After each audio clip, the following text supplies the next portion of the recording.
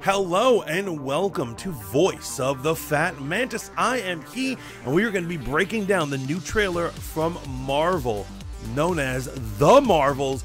Brie Larson is back as Captain Marvel, and she's got two sidekicks, teammates, whatever they are, on her side, and we're going to be discussing it.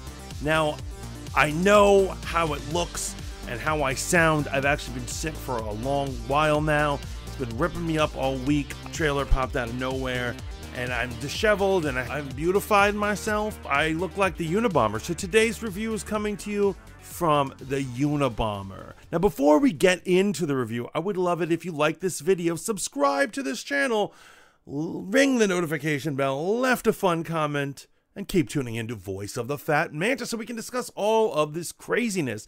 Now, this is one I had to discuss. I can't just hide in the editing booth, and it is mainly because Captain Marvel has become a political entity. Thank you, Brie Larson, for doing that.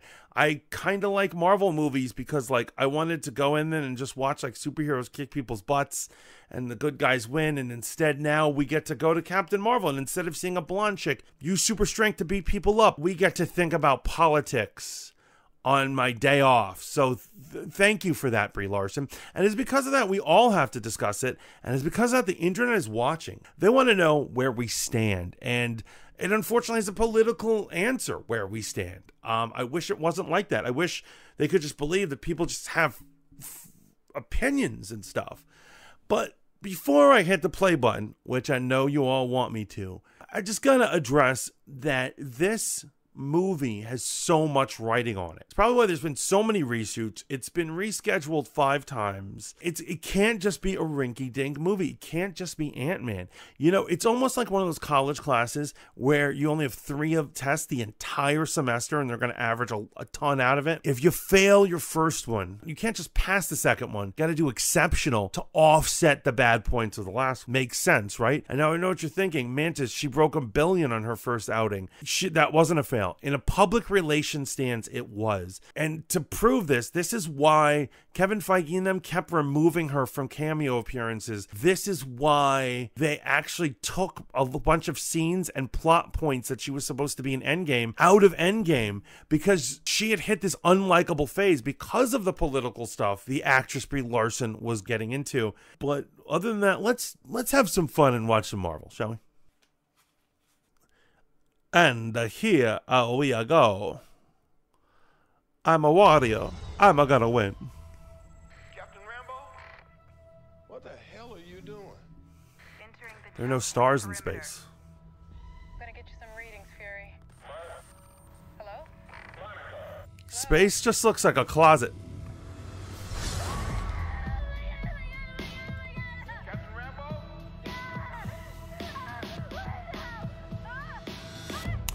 Oh, it's this thing. It's this thing. It's the switching thing. Is this an Avengers test? Where's Captain Rambo? Beastie Boys.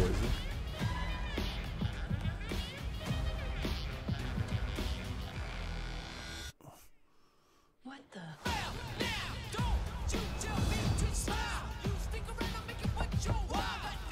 Hi. We're looking for Kamala Khan. There's Miss Marvel being Miss Marvel. Okay, so our powers are entangled. I can manipulate Phasing. energy, and I can totally show you. Not again. Hi. Where's our daughter? Wherever you were.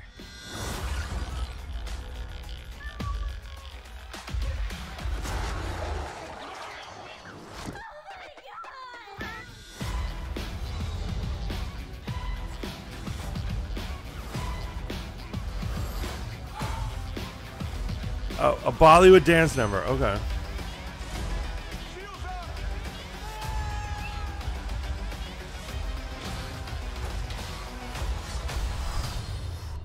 We're a team. Oh, no. We're not a team. We're not a team.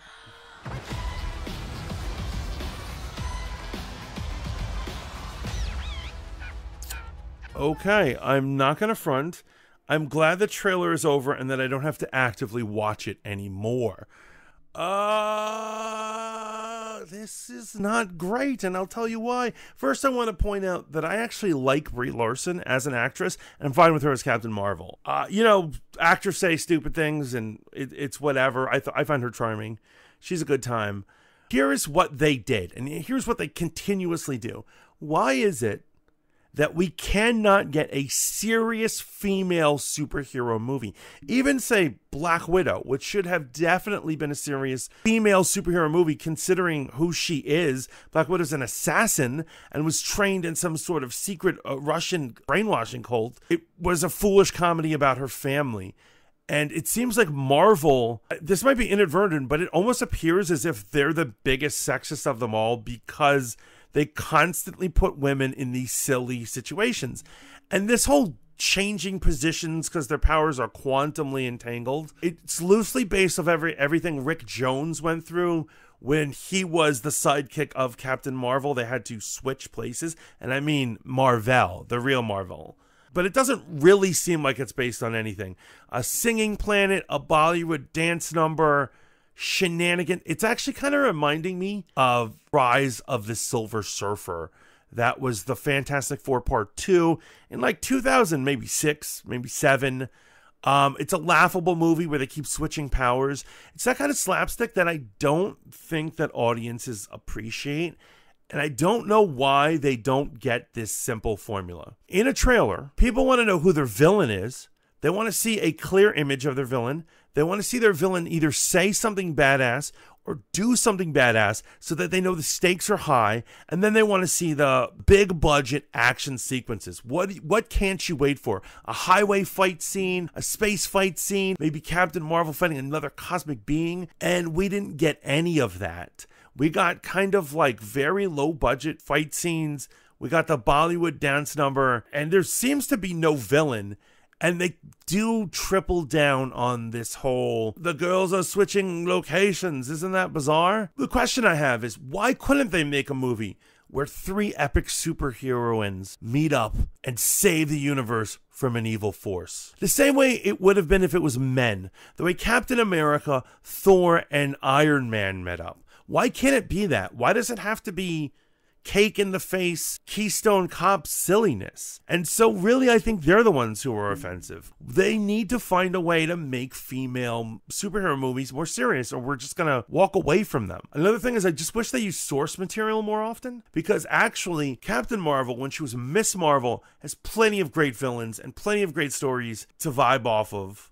Particularly the Brotherhood of the Evil Mutants, who really should have been her second movie villain, but I digress. Another thing that I gotta say is it looked really low budget, and I said one of the things that I couldn't understand is constantly the background was just black. I mean, is that bizarre? Like, space has no stars, and there's scenes of her floating in space and it's just blackness, and like fighting the final villain or whatever, all 3 of them, and it looks like they're just in a black room. Like they couldn't afford a set, or I don't know what's going on with that. But I gotta say, this is not the home run that they were hoping or that they needed.